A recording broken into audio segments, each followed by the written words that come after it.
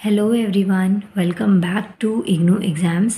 आज मैं आपको इग्नू के course BHIE 143 history of environment का यूनिट 12 करवाऊंगी। ये जो यूनिट है 12 गाइस, ये बुक में टोटल आपके पास में 12 यूनिट्स हैं। देखिए, एक ब्लॉक है और 12 यूनिट्स है। इसकी लास्ट यूनिट अभी हम कर रहे हैं, role of UN, United Nation, NGO etcetera in the shaping of the environmental movement.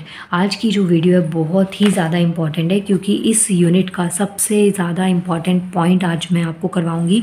पूरा टॉपिक ख़त्म हो जाएगा, ग्रीन पीस मूवमेंट क्या था, और इसका जो क्वेश्चन है वो आपको चेक योर प्रोग्रेस में भी गिवन है। तो बहुत बहुत ज़्यादा इंपॉर्टेंट है ये टॉपिक। वीडियो पे लास्ट तक बने रहिएगा और आंसर को पूरा अच्छे से लर्न करना है इसको। Okay, now green peas movement क्या है? Is one of the important success story for global environmental movement initially developed in Canada. जो ग्रीन पीस मूवमेंट है ना, ये सबसे पहले कहाँ स्टार्ट हुआ था? कनाडा में एक स्मॉल ग्रुप ऑफ पीपल थे जिन्होंने इसको स्टार्ट किया था। इसके अलावा जो मीडिया कम्युनिकेशन है उसने काफ़ी अच्छा रोल प्ले किया था इसको स्प्रेड करने में, और ये एक इन्वायरमेंटल एक्टिविटी बना दी थी जो कि 1971 में कनाडा से स्टार्ट हुई थी, लेकिन बाद में धीरे धीरे बाकी पूरे वर्ल्ड में ये धीरे धीरे करके फैल गया और ये एक इन्वायरमेंट मूवमेंट बन गया। इसमें जो मेजर रोल था वो था मीडिया का, क्योंकि उन्होंने ही इसको क्या किया, स्प्रेड किया। ग्रीन पीस मूवमेंट से रिलेटेड हर एक क्वेश्चन का आंसर आपको इस ये आंसर में मिलेगा, इस वीडियो में मिलेगा। तो प्लीज़ वीडियो को लास्ट तक ज़रूर देखना, और जैसी भी लगती है वीडियो प्लीज़ मुझे कमेंट करिएगा कि आपको समझ में आ रहा है या नहीं आ रहा है।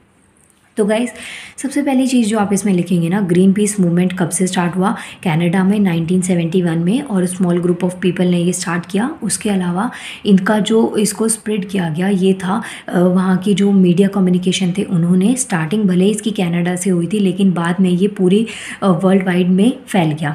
इसके कुछ कैंपेनिंग से, या जो इस ग्रीन पीस मूवमेंट था इसके इन्होंने इसके अंडर क्या क्या चीज़ें थी या किस किस के ऊपर वर्क किया, तो वो कैटेगरीज हैं। देखिए, सबसे पहला इन्होंने काम किया था protection of oceans and marine endangered sea species. अगर ओशन और मरीन लाइफ जो है ना वो डेंजर में होगी तो उसकी वजह से जितनी भी एक्वेटिक बॉडीज़ हैं या वाटर बॉडीज़ हैं वो सब भी क्या हो जाती है, डैमेज हो जाती है। 1970 में जब ग्रीन पीस मूवमेंट को स्टार्ट किया 1971 में, तो इन्होंने जो काम किया, जो सबसे पहला इनका इनिशिएटिव था वो ओशंस और मरीन लाइफ्स को प्रोटेक्ट करना, जिसके अंदर इन्होंने 3000 से भी ज़्यादा इंडेंजर्ड जो स्पीशीज़ थी आइलैंड की उसको बचाया, जो कि कनाडा का ही एक आइलैंड है। इसके अलावा जो ओशंस है ना वो बहुत इंपॉर्टेंट रोल होता है उसका प्लैनेट पे। ये आप सबको पता होगा कि जो हमारी हाफ ऑफ द ऑक्सीजन है वो हमें वाटर से मिलती है, वाटर बॉडीज से मिलती है, जो उसमें लीव्स होती हैं और जो फोना फ्लोरा, ये सब चीज़ों से हमको ज़्यादातर ऑक्सीजन जो है वो मिलती है। लेटेस्ट जो वेसल है या इक्विपमेंट्स हैं मरीन लाइफ को, उसमें क्या क्या चीज़ें आती हैं, जैसे कि आप बहुत सारे जो ओशन में या जो मरीन लाइफ है वहाँ पे वाटर में बहुत ज़्यादा केमिकल वेस्ट जो कि हमारी इंडस्ट्री से निकल रहा है, या फिर जो फॉसिल फ्यूल्स हैं उन सब की बर्निंग हम करते हैं। तो ये सब आपके जो इन्वायरमेंट है, जो मरीन चीज़ें हैं, वाटर बॉडीज़ हैं, ओशंस हैं, उन पे बहुत बुरा इम्पैक्ट डालती हैं। नाउ सेकेंड आता है एंड ऑफ न्यूक्लियर थ्रेट। जो न्यूक्लियर थ्रेट है ना वो स्टार्ट हुआ था 1945 में, जब US ने टेस्ट किया था उनका फर्स्ट न्यूक्लियर बॉम्ब। अब ये मैक्सिको के पास टेस्ट हुआ था, और 1951 में उन्होंने अलग एक और बार एटॉमिक बॉम्ब को ऐसे ही न्यूक्लियर बॉम्ब को लॉन्च किया था। और ये जो था ना आपका ग्रीन पीस मूवमेंट, ये एक पीस प्रोग्राम था, मतलब कि किसी भी तरीके की ग्रीन पीस से ही रिलेटेड हो रहा है कि यहाँ पे इन्वायरमेंट से रिलेटेड कुछ बात होगी, तो किसी भी तरीके की जो इन्वायरमेंटल ऐसी कोई एक्टिविटी नहीं होनी चाहिए थी उस टाइम पे जो आपके इन्वायरमेंट पे बुरा इम्पैक्ट डाले। तो इसके लिए बहुत सारे इनिशिएटिव इन लोगों ने स्टार्ट किए थे। अब जैसे फर्स्ट इसमें था कि प्रोटेक्शन थी ओशन और मरीन की, उसके अलावा जो न्यूक्लियर थ्रेट से उनको प्रोटेक्ट करा। नाउ जो रेडिएशन निकलती है न्यूक्लियर उससे इन्वायरमेंट को बहुत ज़्यादा इम्पैक्ट पड़ता है। सिर्फ ना इन्वायरमेंट, सॉइल, रिवर, ओशंस, और उसके अलावा जितने भी कैंसर या बाकी की ऐसी डेंजरस डिजीज़ है ना वो इन्हीं सब की वजह से क्या होती हैं, निकलने लगती हैं। तो इसलिए भी उन्होंने ये न्यूक्लियर वाले स्टेप को उठाया था। इसके अलावा जो प्रोटेक्शन था जो एशियन फॉरेस्ट से, इसमें जो फॉरेस्ट है गाइज इसमें दो पार्ट्स में डिवाइड करें हैं, एक तो टेम्परेट और एक है ट्रॉपिकल फॉरेस्ट। तो इनकी जो प्रोटेक्शन थी वो भी बहुत ज़्यादा ज़रूरी थी, क्योंकि आपको पता है जो प्रोटेक्शन है ना फॉरेस्ट की वो क्यों ज़्यादा इंपॉर्टेंट है, क्योंकि फॉरेस्ट ना, देखिए फॉरेस्ट के क्या क्या फंक्शंस होते हैं या मल्टीपल रोल्स होते हैं हमारे इकोसिस्टम में। ये 4 टाइप के फॉरेस्ट है जिसकी प्रोटेक्शन की बात करी गई थी। लेकिन क्यों? क्योंकि जो फॉरेस्ट है वो क्या करते हैं, ऑक्सीजन को बैलेंस करते हैं, प्रमोशन करते हैं एटमॉस्फेयर में। उसके अलावा रेनफॉल और इवेपोरेशन, सॉइल इरोजन से रोकते हैं। मतलब कि जो पेड़ पौधे हैं वो मिट्टी को बांध के रखते हैं, और जैसे ही हम उनको हटा देते हैं तो वहाँ से क्या होने लग जाता है, सॉइल इरोजन हो जाता है, तो उसको प्रिवेंट करते हैं। इसके अलावा बहुत सारे जो हर्ब्स हैं, फूड है, शेल्टर प्रोवाइड करते हैं बहुत सारे एनिमल्स और इंसेक्ट्स को। तो इसलिए उनकी प्रोटेक्शन बहुत ज़्यादा इंपॉर्टेंट है, क्योंकि अगर फॉरेस्ट नहीं रहेंगे तो होगा ये कि जितने भी एनिमल्स हैं, इंसेक्ट्स हैं, वो सब रोड पे आएंगे, ह्यूमन सोसाइटीज़ में आएंगे, और हम लोग उनको मार देंगे, जिससे उनकी जो स्पीशीज़ है वो पूरी तरीके से ख़त्म होने के चांसेस हैं। तो इसमें थर्ड पॉइंट में आप रोल ऑफ फॉरेस्ट भी लिखेंगे, और ये अच्छा आंसर को डेकोरेट कर देगा। इसके बाद में जो एशियन फॉरेस्ट थे, ये बहुत सारे मिलियंस ऑफ पीपल और एनिमल्स का घर था, जो कि अपने सर्वाइवल के लिए, फिजिकली और स्पिरिचुअल नीड्स के लिए किसके ऊपर डिपेंड थे, फॉरेस्ट के ऊपर। अगर फॉरेस्ट ख़त्म होंगे तो ये सब भी क्या हो जाएंगे, बेघर हो जाएंगे। इसमें यही चीज़ें थी। इसके बाद में नेक्स्ट आता है टू एलिमिनेट टॉक्सिक केमिकल्स। देखिए केमिकल्स जो है ना वो हमारी इंडस्ट्री से बहुत ज़्यादा अमाउंट में निकलते हैं, हम इसको पानी में डालते हैं, तो कुछ ऐसे केमिकल्स होते हैं जो पानी में ऑक्सीजन की सप्लाई को रोक देते हैं, जैसे कुछ ऑयल बेस्ड केमिकल्स होते हैं, या फिर जब वो पानी में डिसॉल्व होते हैं तो उनमें से जो भी उनका बेकार वाला मटेरियल होता है, जो भी हार्मफुल मटेरियल होता है, जितना भी केमिकल वेस्ट होता है, जो भी मटेरियल होता है, वो जो एक्वेटिक बॉडीज़ हैं, एक्वेटिक वाटर बॉडीज़ हैं, उनको डैमेज करता है और उन पे बहुत गंदा इम्पैक्ट डालता है। जो हमारा आज का जो टाइम है, हम सब प्रोडक्शन में बहुत ज़्यादा बिजी हैं सिंथेटिक केमिकल्स की, और बहुत सारे ग्लोबल लेवल पे डेवलपमेंट कर रहे हैं, लेकिन हम ये भूल रहे हैं कि हमारी एक्टिविटीज़ की वजह से बहुत सारा पोल्यूशन फैलता जा रहा है। क्योंकि हम लोग डेवलपिंग कंट्रीज़ में आते हैं तो जो केमिकल का लेवल है वो बहुत ज़्यादा होना मतलब कि अगर वो बहुत ज़्यादा है तो वो कोई बड़ी बात नहीं है, लेकिन हम उसे रोक सकते हैं, कम कर सकते हैं। Now world chemical industry continues to produce and release thousands of chemical compounds every year without any testing and understanding its impacts on environment. जितनी भी केमिकल इंडस्ट्रीज़ हैं वो बहुत लार्ज स्केल पे केमिकल कंपाउंड्स को रिलीज़ कर रही हैं एवरी ईयर, इवन ना इस चीज़ को सोचते हुए कि उनका इन्वायरमेंट पे क्या इफ़ेक्ट पड़ेगा। तो यही सब कुछ है टू एलिमिनेट टॉक्सिक केमिकल्स। तो जो ग्रीन पीस मूवमेंट था, इसमें ये भी सब, इसका काफ़ी बड़ा इनिशिएटिव था इन सब का, कि जो ये टॉक्सिक्स हैं इन सब के रिलीज़ को रोका जाए। और अगर केमिकल्स वैसे तो बहुत इंपॉर्टेंट है हमारे लिए, क्योंकि डेवलपमेंट में हेल्प कर रहे हैं, लेकिन ऐसा नहीं है कि हम केमिकल्स की वजह से और चीज़ों को और एक्वेटिक बॉडीज़ पे डैमेज लाने लग जाएं। इसके अलावा जो ग्रीन पीस है, इसने अवेयरनेस फैलाई थी मैन मेड हैज़ार्डस केमिकल्स इन कंज्यूमर प्रोडक्ट्स या हाउस डस्ट और रेन वाटर में जो केमिकल डस्ट है उसकी वजह से कितना कुछ डैमेज होता है। रेन वाटर में एसिड रेन होने लग जाती है, इसके क्या क्या बुरे इम्पैक्ट्स हैं, ये सब इसके अंदर हमने पढ़ा हुआ है। और इन सब के अलावा ये जो थ्रेट्स हैं या जो ये दिक्कत हैं, यहाँ पे ये European union, Japan, south Korea या फिर यूएसए, ये ऐसी कुछ बड़ी कंट्रीज़ हैं जिन्होंने काफ़ी ज़्यादा लेवल पे इंट्रोड्यूस किया था, और इसको रोकने का काफ़ी इन्होंने ट्राई भी किया है। नाउ ये सब ग्रीन पीस मूवमेंट में आती हैं। वैसे टोटल 6 हैं, जिसमें से मैं अभी आपको 5 करवा चुकी हूँ। और नेक्स्ट आता है कंपेनिंग अगेंस्ट जेनेटिक इंजीनियरिंग। इसमें क्या चीज़ है, सॉरी मैंने डी तक करवाया है, आपको 4 ही करवाएं, ई अभी नेक्स्ट स्टार्ट हुआ है। Campaigning against genetic engineering.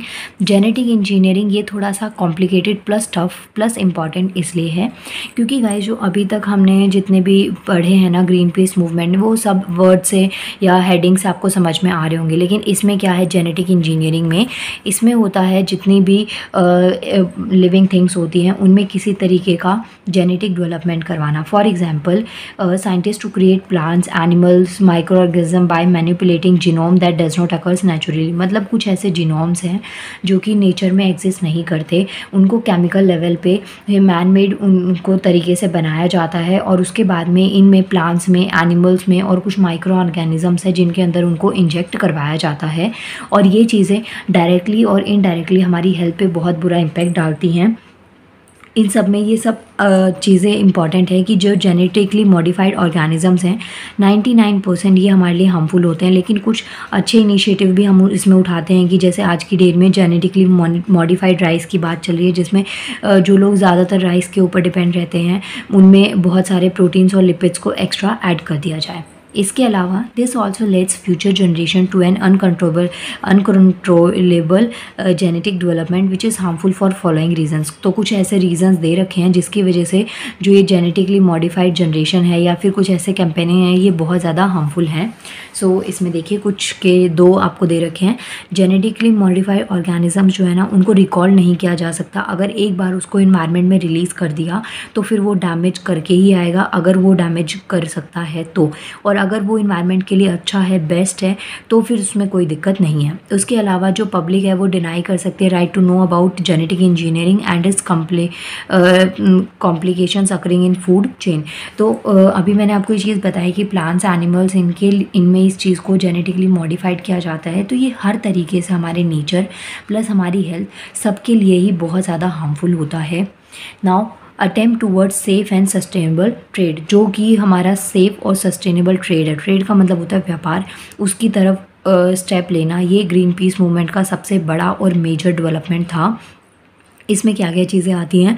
Focused on sustainable use of natural sources without disturbing, मतलब कि जो हमारा इन्वायरमेंट है उसको ज़्यादा डैमेज ना करे बिना हम हमारे जो नेचुरल सोर्सेज हैं उनका यूज़ कर सकते हैं, और कुछ ऐसी ह्यूमन एक्टिविटीज़ को स्टॉप कर सकते हैं जिसकी वजह से नेचर पे बहुत ज़्यादा बुरा इम्पैक्ट आता है।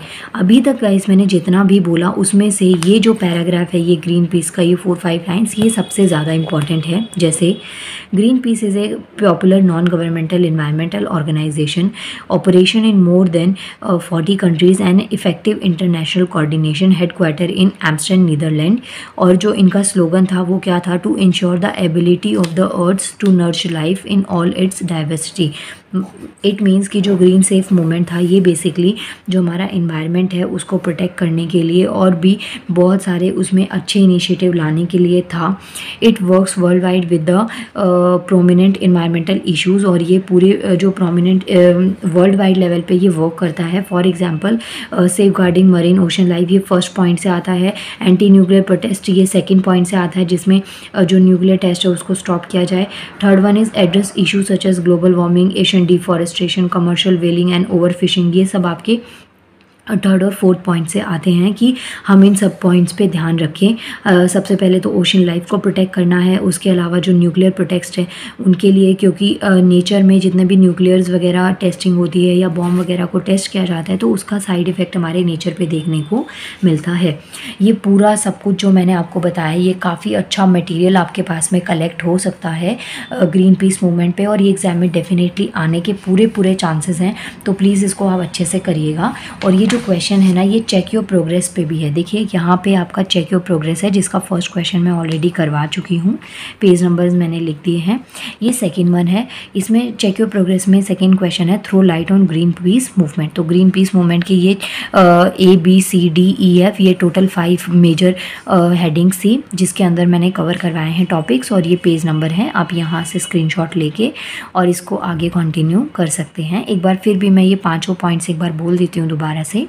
Protections of ocean and marine endangered sea species, to end nuclear threat, protection of ancient forest, to eliminate toxic chemicals, campaigning against genetic engineering, attempt towards safe and sustainable trade। So ये कुछ points थे। I hope आपको video समझ में आई होगी, question अच्छा लगा होगा।